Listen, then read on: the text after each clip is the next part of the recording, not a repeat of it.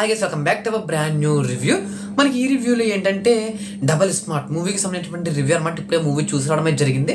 అసలు ఇప్పుడు ఏంటంటే నా ఒపీనియన్ ఏంటి ఈ మూవీ మీద, అంతేకాకుండా నా ఎక్స్పీరియన్స్ ఏంటి అనేది అయితే వీడియో డీటెయిల్గా మాట్లాడుకుందాం. ఇది మూవీ రివ్యూ అనమాట. ఎక్కడ స్కిప్ చేయకుండా చివరకు చూడండి. మనకి పొద్దున్న మిస్టర్ బచ్చన్ మూవీకి సంబంధించినటువంటి రివ్యూ కూడా చేశాను. చూడకపోతే సార్ ఛానల్లో ఉంటుంది, సార్ చెక్ కూడా చేయండి. మనకి ఫస్ట్ ఆఫ్ ఆల్ చూసినట్లయితే ఈ రోజు వచ్చిన 2 సినిమాలు కూడా 2 రాయల్ దింపు నేను చెప్పుకోవచ్చు అనమాట. మనకి పొద్దున వచ్చిన మిస్టర్ బచ్చన్ బాగాలేదు, ఇప్పుడు వచ్చినటువంటి డబల్ స్మార్ట్ మూవీ కూడా అసలు బాగాలేదు అనమాట. ఇంకా దీని మీద పోల్చుకుంటే మిస్టర్ బచ్చన్ మూవీ బాగుందని చెప్పుకోవచ్చు. మనకి దీంట్లో స్టోరీ లైన్ విషయానికి వచ్చినట్లయితే ఏంటంటే దీంట్లో విలన్ ఉంటాడు అనమాట. ఆ విలన్ ఏంటంటే పేర్లు కూడా గమ్ముని రివీల్ చేయను, మీరు వెళ్ళి చూడండి ఓకేనా. ఒక విలన్ ఉంటాడు అనమాట. ఆ విలన్కి ఏంటంటే బ్రెయిన్ ట్యూమర్ అనేది అయితే రావడం జరుగుతుంది. ఆ ట్యూమర్ వచ్చిన తర్వాత ఏంటంటే తనకంటూ కొన్ని కోరికలు అనేవి అయితే ఉంటాయి అనమాట. అంటే నేను 100 కాలాల పాటు ఇంకా నాకు చావు అనేది ఉండకూడదు, నా మెమొరీ అనేది పోకూడదు అని చెప్పేసి అయితే అనుకుంటుంటాడు అనమాట. దానికి సంబంధించినటువంటి ఏంటంటే తను బతకడం కోసం, తన మెమొరీని ట్రాన్స్ఫర్ చేయడం కోసం కొంతమంది సైంటిస్టులు కూడా వస్తారనమాట. వచ్చి చాలా మందికి మెమొరీ ట్రాన్స్ఫర్ చేసి చూస్తారనమాట. కానీ ఎవరు కూడా అంతే బతకరనమాట, అందరూ కూడా చనిపోతారనమాట. కానీ అప్పుడే మనకి ఫస్ట్ పార్ట్ అయితే మనకి కనెక్ట్ అయితే అవుతుందని చెప్పుకోవచ్చు. ఇప్పటి వరకు కూడా స్టోరీ మొత్తం అలా వెళ్ళిపోయిందనమాట. కానీ ఇప్పుడే పెద్ద బొక్క అని చెప్పుకోవచ్చు. ఏంటంటే మనకి ఫస్ట్ పార్ట్ కనేది అయితే కనెక్ట్ అయితే అయిందనమాట. కనెక్ట్ అయితే ఏంటంటే మన రాము ఏంటంటే ఆల్రెడీ మెమొరీ ట్రాన్స్ఫర్ చేసుకున్నాడు అనమాట. చేసుకున్నాడు మనందరికీ తెలిసిందే. తన వెనకాల USB చిప్ పెట్టుకుని తిరుగుతూ ఉంటాడు అనమాట. ఆ విషయం మన వీళ్ళని తెలుస్తుంది. తనని పట్టుకోవడం కోసం అనేది అయితే వీళ్ళైతే చేస్తూ ఉంటారు అనమాట. ఇలా మూవీ అనేది అలా వెళ్తూ ఉంటుంది.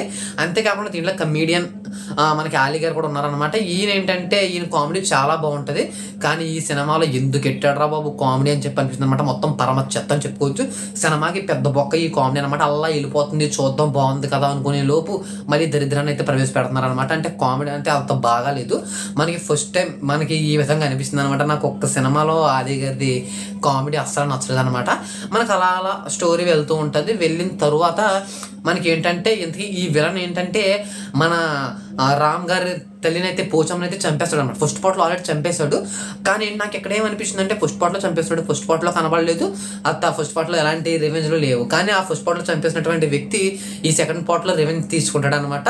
ఆ విధంగా అయితే స్టోరీ అనేది రన్ అవుతూ ఉంటుంది అనమాట. కాబట్టి ఈ విధంగా తెలిసింది. నాకైతే అసలు ఈ మూవీ అనేది అంతంత మాత్రం నచ్చింది అనమాట. అంటే పొద్దున్నప్పుడు అలా చెప్పావు కదా బ్రో అని మీరు అనుకోవచ్చు. ఉన్నది ఉన్నట్టు చెప్తున్నాను, ఎందుకంటే మీ డబ్బులు అనేవి పోకూడదు కాబట్టి ఉన్నది ఉన్నట్టు చెప్తున్నాను అనమాట. నాకైతే ఈ మూవీ అయితే అంతగా నచ్చదు అనమాట. కానీ దీంట్లో మేజర్ ప్లస్ ఏంటంటే మన రామ్ గారి ఎనర్జీ అని చెప్పుకోవచ్చు. ఎందుకంటే వామ్మో వేసాడు భయ్య చిందులు కానీ, ఆ ఫైట్ సీన్లు ఏంటి, ఆ డ్యాన్సులు ఏంటి, వామ్మో మొత్తం సల్యూట్ చేయొచ్చు అనమాట.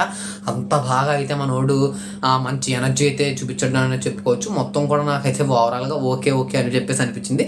దీనికి నేను ఇచ్చే రేటింగ్ వచ్చేసరికి మనకి 2.1 అయితే ఇస్తాను అనమాట. ఒకవేళ మీరు చూడాలనుకుంటే వెళ్ళి చూడొద్దని నేను చెప్పను, ఎందుకంటే నాకు నచ్చిన మూవీ మీకు కూడా నచ్చచ్చు. మేబీ ఒకసారి మీరు కూడా వెళ్ళి చెక్అవుట్ చేయండి. వీకెండ్ కాబట్టి ఇంకా అలా వెళ్తూ ఉంటుంది సినిమాలు. ఎవరైనా చూడాలనుకుంటే చూడొచ్చు. ఈరోజు ఎంతమంది పుష్ప 2ని మిస్ అయ్యారో కామెంట్ చేయండి. ఇలాంటి వీడియోస్ కోసం లైక్ చేసి సబ్స్క్రైబ్ చేసుకోండి.